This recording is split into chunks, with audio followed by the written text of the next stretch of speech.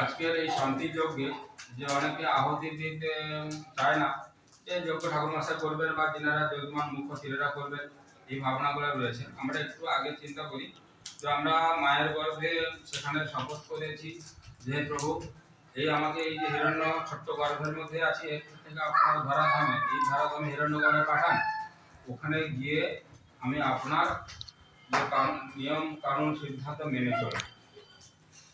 তো এই শপথ করে আসার 9 মাস 10 দিনের পরে আমাদের যথারীতি এই ধরাতে পাঠিয়ে দিয়েছে। কথা দিয়ে কথা না রাখলে কি অবস্থা হয় শুনুন। আমরা জানি কারোর কাছে যদি ধার নেই, ধার শোধ না করলে পানিশমেন্ট করতে হয়।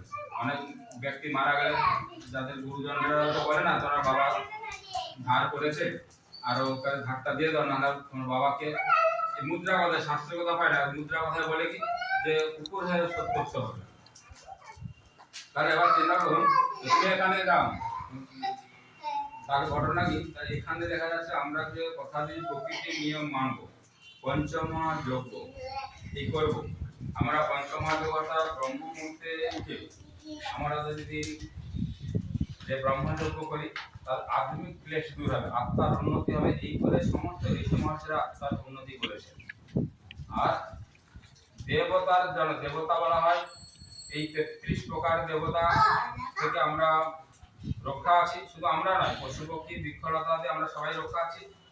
সেই পরদূষণ মুক্তের জন্য আমাদের যজ্ঞ করতে হয়। এই যজ্ঞ যদি না করি আমাদের ঋণ হয়ে গেছে। আর দ্বিতীয়টা হলো পিতা মাতা পিতৃমাতার স্থানে গুরুজনদের যথাযথ শ্রদ্ধা সম্মান সেবা এবং চতুর্থ নম্বর হলো অতিথি যজ্ঞ এবং বলি বৈশাখী যজ্ঞ। এগুলো আমাদের করব বলে আমরা এই ভারতে এসেছি। আমরা যদি ভুলে যাই আমাদের যজ্ঞ সবসময় যেন আমার শরীরের মধ্যে হচ্ছে, আমাদের যা কিছু আহার করছি জঠরগ্নির মাধ্যমে সেটা পরিপাক হচ্ছে, যজ্ঞ হয়ে আমরা রক্ষা আছি। অর্থাৎ এই বহিরঙ্গ যজ্ঞ করার উদ্দেশ্য ঋষিরা উপদেশ দিয়ে গেছেন করতে বলেছে কেন, আমরা যে বাতাবরণ দূষণ করছি। এবং महर्षि दयानंद सरस्वती महाराज 6টা নিয়মে 10 নিয়মের 6 নিয়মের বলেছে সংসার का উপকার করে এই সিদ্ধান্ত মুখ্য উদ্দেশ্য অর্থাৎ শারীরিক আত্মিক সামাজিক উন্নতি করো।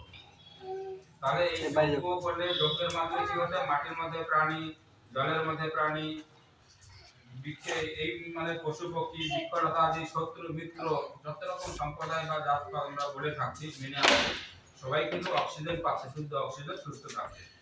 তাহলে এত বড় কাজ আম্বানি থেকে যত রকম আশ্রম মঠ মন্দির থেকে যে উপকার না করতে পারে, আপনি একটা ঘি আহুতি দিলে কিন্তু সেই কাজ করতে পারবেন। এটাকে একমাত্র মহর্ষি দয়ানন্দ সরস্বতী মহারাজ আর্য সমাজের প্রতিষ্ঠাতা, উনি এই সিদ্ধান্ত বিশ্বের সমস্ত মানুষের করার উপদেশ দিয়ে গেছেন। এটা কিন্তু একমাত্র ব্রাহ্মণবাদ সমাজ বলেছিল কি শূদ্র যোগ্য করতে পারে না, একমাত্র তারাই করবে। যদি ঋষি দয়ানন্দ বলে গেলে সবাই করবে, কেন করবেন? এবং ঋষি দয়ানন্দ ব্যবহার ভাবনাতে 5টা উপদেশ দিয়েছেন। বিদ্যা প্রাপ্তি করুন। ঋষি দয়ানন্দ যে 10 নিয়মের 8ম নিয়মে বলেছে অবিদ্যা না বিদ্যাকে বৃদ্ধি করো। আমি যখন বেদ বিদ্যা গ্রহণ করব আমার মধ্যে পাখণ্ড অবিদ্যাগুলো চলে যাবে। পরোপকার এই কথা বলে গেলাম। পরোপকার এইভাবে হয় যে আমি যজ্ঞে আহুতি দিলে সমস্ত প্রাণী ফুল সুস্থ থাকবে, এটা হলো পরোপকার। 6টা নিয়মের বলেছেন যে সংসার का উপকার করা ইসি সমাজের মুখ্য উদ্দেশ্য অর্থাৎ শারীরিক আত্মিক সামাজিক উন্নতি করা। এবং মানুষের এই যে 500 টাকার দান না দিয়ে কর্মসংস্থান করে যাতে মানুষ করে খেতে পারে। আমি চেষ্টা রাখছি আগামী দিনে আমার আশ্রমটা হতে চলেছে সেখানে কর্মসংস্থান করব, কর্ম করে মানুষ জীবন নির্বাহ করব। এবং অনাথ পালন, অনাথ সেবার মতো পিতা মাতা যারা মারা যায় তাদের অনাথ বলে থাকি। আমি অনাথ ওনাকে তো বলছি, তার সঙ্গে বলছি যে কোনো কারণে কর্মহীন, রোজগার করার সামর্থ্য নেই বা পরিবার থেকে বিচ্ছিন্ন হয়ে গেছে বা প্রতিপত্তি থেকে বিচ্ছিন্ন হয়ে গেছে, অসহায় হয়ে গেছে, তাদের শারীরিক দুর্বল হয়ে গেছে, অঙ্গ প্রত্যঙ্গ কখনো ভারী হয়েছে, এই সমস্ত মানুষকে কি করবেন পালন করবেন। এবং প্রিয়জন কথা প্রথম কথা আমার যে আত্মীয় বন্ধু বান্ধব এরা প্রিয়জন। তাছাড়া এই বিশ্বের সমস্ত তুই খা, আমি যাইতে, তুই খা যাইতে আমি 2 মিনিট। আরে এটা যোগ্য ওয়ার্ল্ড তো একটু ছবি তুলে যাইতে ঠিক আছে, রাখা তুই খা আমি যাইতে, দুশিরও যাইতে আমি 2 মিনিট। এবং সুস্থ থাকা, এগুলো কিন্তু মহর্ষি দয়ানন্দ সেতু মহারাজ বলে গেছেন। এই সমস্ত কার্যগুলো আমাদের অবশ্যই করা দরকার আছে। এই সমস্ত কার্যগুলো আমরা যদি করি, আমাদের ঋষিদের সিদ্ধান্ত মানি, তাহলে আমরা সঠিক পর্যায়ে পৌঁছাতে পারবো।